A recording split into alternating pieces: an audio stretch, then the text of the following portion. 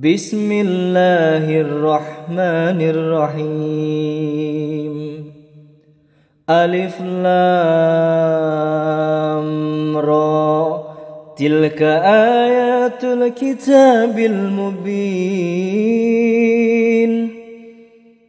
Inna anzalnahu Qur'anan Arabiyyan la'allakum ta'qilun. Nahnu nakussu 'alaika ahsanal qasasi bima awhayna ilaika hadzal Qur'an wa in kunta min qablihi laminal ghafilin. Idh qala Yusuf li abihi ya abati inni ra'aitu ahada asyara kawkaban wasyamsa wal qamara ra'aituhum li sajidin. Saya pernah membuat video tentang bacaan Al-Habib Umar bin Hafiz, dan di situ karena ada orang yang merasa saya kurang wawasan mengenai qiraatil ya, cara membaca itu ya, cara membaca yang berbeda-beda, bangga mereka. Seperti Kang Mahesa Al-Bantani dan kawan-kawannya membahas saya, "Oh, Kang Heri belum tahu bahwa ada bacaan begini, bacaan begitu. Bukan hanya seperti bacaan yang kita ketahui." Katanya begitu, teman-teman. Hanya dia memaparkan. Tetapi ketika saya tanyakan tentang makhrijul hurufnya, diam. Saya sampai bilang, kalau saya yang membaca seperti itu, pasti kalian akan mentolol-tololkan saya, akan membodoh-bodohi saya. Makhrijul hurufnya saja belepotan, sok bicara agama. Oh, pasti akan bicara seperti itu mereka. Tetapi apa? Ketika wali kutub ketika wali kutub yang seperti itu baca Al-Quran, yang kata netizen begitu-begitu, oh enggak, mereka teman-teman punya alasan untuk membenarkan hal tersebut. Benar dan mantap bacaannya. Seperti mendengar kiai-kiai langgaran, ya, kiai-kiai di musola yang sudah tua enta. Padahal tinggal mengakui saja kalau makhrijul hurufnya, cara bacaannya kurang, ya tinggal diakui. Tidak perlu mencari-cari alasan. Kita mengakui, kan ada tuh orang NU yang juga mengatakan kita tidak perlu berlebihan untuk mengagungkan Habib Umar. Katanya begitu. Salah ya katakan salah. Toh dia juga punya kemampuan di luar itu, yaitu pakar fikih katanya. Pakar fikih. Saya di sini di-tag teman-teman. Setelah sekian lama saya membahas hal itu, dihujat saya teman-teman. Bacaan Heri Plus belepotan, tidak benar dan lain sebagainya. Iya sudah, karena saya bukan wali kutub. Tapi kalau sekelas wali kutub yang seperti itu, di sini saya di-tag di satu postingan. Ada yang nge-share video ini ke saya, yaitu perbandingan bacaan antara Al-Habib Umar dengan Syekh Sudais. Yang dimana di situ jelas, kalau mau dilihat dari segi usia mereka tidak jauh berbeda. Tapi dari segi bacaan, kalian bisa membandingkan. Coba kita simak seperti apa bacaan dari mereka berdua. Bismillahirrahmanirrahim. Alhamdulillahi rabbil alamin. Alhamdulillahi rabbil alamin. Ar-Rahmanir-Rahim. Ar-Rahmanir-Rahim. Maliki yaumiddin. Maliki yaumiddin. Iyyaka na'budu wa iyyaka nasta'in. Iyyaka na'budu wa iyyaka nasta'in. Ihdinas siratal mustaqim. Ihdinas siratal mustaqim.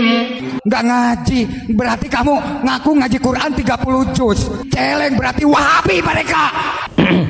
Bagaimana wali kutub, wali ini ya, hafal 100.000 hadis, 100.000 hadis, ratusan ribu, bukan 100.000. Tapi apakah boleh itu dites, diuji? Sesuatu yang sudah diakui seperti itu, boleh gak diuji? Diuji hafalannya, bener gak hafalannya seperti itu? Kira-kira, ya, kira-kira 100.000 hadis itu, bener gak? Apa hanya suatu klaim saja? Sebagaimana Habib Ba'alawi yang mengakui bahwa diri mereka itu mengalir darah kenabian, ketika mau dites DNA haram katanya. Padahal sebelum itu Habib Rizik mengatakan boleh, wajib malah bagi yang mengaku-ngaku Habib. Kalian kan mengaku Habib semua, tes semua. Coba kita baca komen. Kebanyakan mereka jago nyanyi solawat. Oh, nyanyi solawat, tak pandai baca Al-Quran. Husainun minni wa ana min Husain. Ahabba Allahu man ahabba Husaina. Madad ya Maulana ya Husain. Madad ya Abu Zain al-Abidin.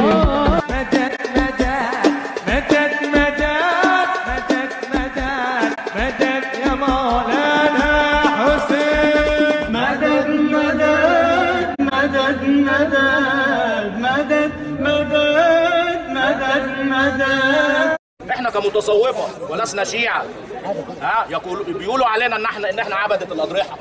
بيقولوا على المتصوفين انهم عبدة الاضرحة. نعم، نحن عبدة الاضرحة التي تقربنا الى الله سبحانه وتعالى، لان هناك فرق بين القبر والضريح. القبر في مسلم عادي، اما الضريح ففي ولي من اولياء الله الصالحين اخلص لله، وربنا سبحانه وتعالى كرمه وجعل له مقام يزار. Wahabi mereka.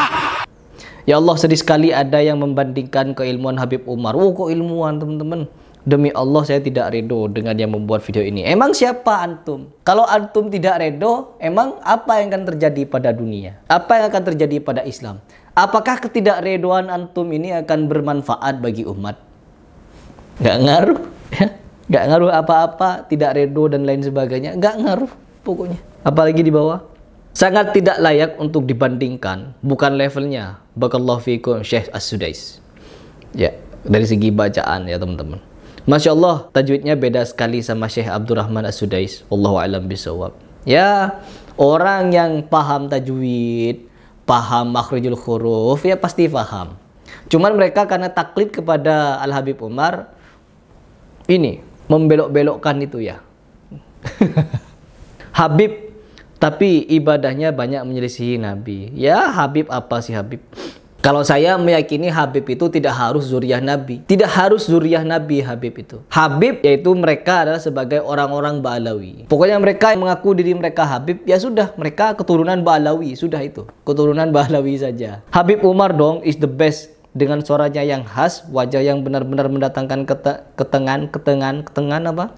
Tapi yang suka membanding-bandingkan mungkin dia belum belajar hukum qiraah dalam Al-Quran. Oh iya, qiraah sab'ah katanya. Ada yang namanya qiraah sab'ah dan lain sebagainya begitu. Yang mengatakan, oh bacaan itu benar kok, begini begitu. Ya sudah. Terlalu jauh bandingkannya. Ya. Jadi ingat omongan Ustadz Adi Hidayat tentang beliau ahli tarim. Habib Umar itu cucu Nabi, wali Allah. Yang begitu-begitu ya. Ya Allah. Pengikutnya Habib masih gak mau mikir nih. Ya. Udah ya. Gak mau mikir memang. Coba mereka mau berpikir ya tentang cerita-ceritanya, tentang cara bacaannya seperti ini, pasti mereka akan menemukan titik-titik kebenaran. Kan kita sebagai umat muslim itu disuruh berpikir, afala ta'qilun. Kalau kita tidak mau berpikir, ya jangan pakai otak, sudah hidup pakai perasaan. Hidup pakai perasaan, dirasa-rasa. Rasanya begini loh, rasanya begitu. Saya rasa Habib itu begini, perasaan saya begitu. Enak ya, gak perlu mikir sudah. Yang penting baik, jalani. Dikira orang-orang ateis tidak paham mana baik buruk. Orang ateis pun bisa mengajarkan kebaikan. Orang Kristen, orang Hindu, Buddha, Konghucu, orang Kejawen, orang tak beragama pun bisa mengajarkan kebaikan. Tapi tidak semua kebaikan berlandaskan kebenaran. Perlu digarisbawahi itu. Kalau kita sebagai seorang muslim bukan hanya sekedar baik. Kalau hanya sekedar baik, ya tidak perlu belajar Islam sudah. Gak perlu belajar Islam, gak perlu belajar tauhid, gak perlu belajar akidah, tidak perlu belajar fikih, syariat, dan lain sebagainya. Gak perlu. Yang penting baik. Ya sudah, hidup seperti orang biasanya. Orang di jalanan pun, pengemis-pengemis itu, mereka belum tahu itu benar atau salah. Yang penting baik. Wong saya tidak nyuri, saya tidak merampok, saya tidak membegal.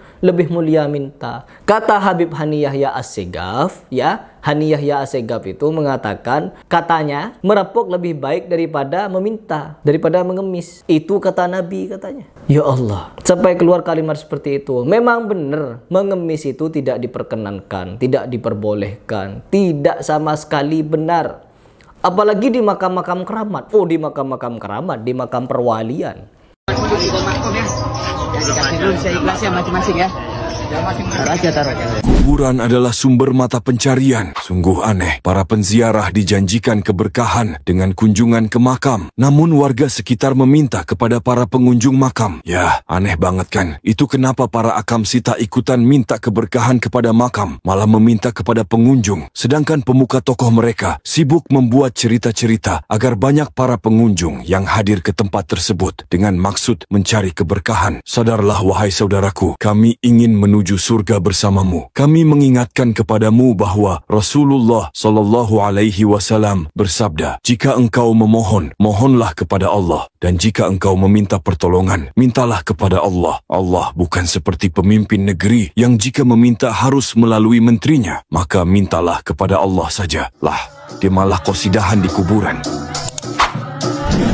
Ada orang-orang di situ siap menyambut para tamu yang datang untuk berziarah, minta-minta di kuburan. Dengan apa? Dengan keranjang, dengan kotak. Infak seikhlasnya untuk masuk. Laris manis dagangan kuburan. Ya Allah, mengerikan ya. Kalau memang datang ke kuburan bisa mendatangkan barokah, bisa membuat kita terkabul hajat. Kenapa mereka tidak meminta hajatnya di kuburan? Kenapa fokus minta-minta di pinggir kuburan? Minta-minta kepada orang yang datang. Yang datang itu punya hajat. Dan hajatnya pasti tentang harta, tentang uang, tentang dunia pokoknya. Entah yang ingin melakukan pernikahan, tidak dapat jodoh, ya ekonominya seret dan lain sebagainya. Mereka kadang datang ke kuburan untuk minta itu. Harusnya kalian itu nyadar diri, mikir. Kalau memang makam itu keramat, kenapa orang-orang di sekitar tidak berbondong-bondong datang ke kuburan itu, minta-minta di kuburan? Kenapa mereka fokus di jalanan untuk minta-minta uang kepada kalian melalui infak-infak katanya, modusnya infak. Ya Allah. Afala ta'qilun. Sama dengan bacaan Habib ini. Ya Allah.